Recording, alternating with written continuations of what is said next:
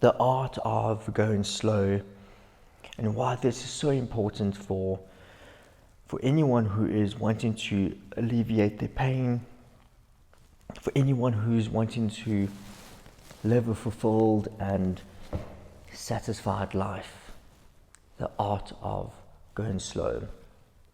And so what's quite important to realize is when it comes to pain, your body and your brain has certain pathways, neural pathways, in which it is engraved. And so in order to get rid of the pain, you need to create new neural pathways. You need to create new connections in the brain.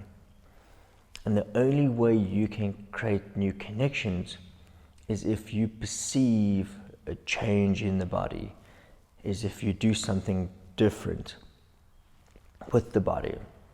And so when people come into me, I prescribe exercise, but it's not just exercise alone that causes that perceived change, it's the way that we do the exercises.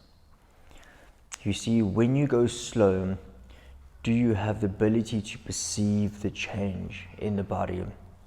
And so going slow is synonymous to noticing a change or perceived change.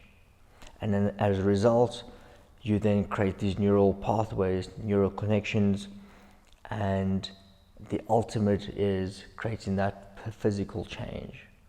And so going slow is extremely important if you want to alleviate your pain. Going slow is even more important if you want to grow in life. You see, you can't go fast and expect to learn a new skill. We all know when you learn something new, you have to go slow. When you try to equip yourself with another skill, you always start slow because it is that perceived change, it is noticing the details that take a bit longer. And so you need to go slow. You cannot do something fast and expect to learn. And so it is then important that you include this phenomena not only into your physical body, but into your livelihood, into the way that you perceive the world, only if you want to grow. Growth then is synonymous to going slow. If you want to grow in your relationships with your children, go slow, take a step back and really start to take in all that is said and done. If you're wanting to grow within your mental space, it is important that you go slow.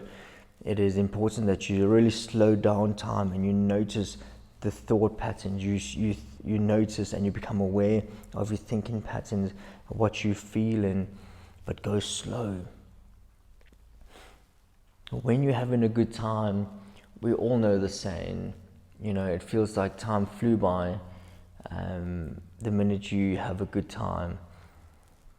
And so that is really a direct representation of how when we do things and we do things in its correct manner and we go slow, does there seem to be a change in perception of time? It seems as if we're able to warp time the minute we go slow, the minute we pay attention, the minute we create those neural connections. There seems to be a change in perception of time. And so this is quite important because when you are in the space of growth, when you are in the space of evolution, which we all are, whether we like it or not, to amplify it, to better the experience, we need to take a step back and go slow. And so I want you to include this not only into your physical life, but into your mental and spiritual life. And that is what mindfulness is. That is what meditation is. It is slowing you down so you can perceive the change. It is slowing you down so you can feel the difference in the body. And as you feel it, you create those new neural connections in the brain. That is where the power comes from. But you have to perceive the change. And the only way you can perceive that change is when you go slow, when you take the time to notice what you notice. So include this into your life, see how that feels, notice this change, and see how you grow day by day.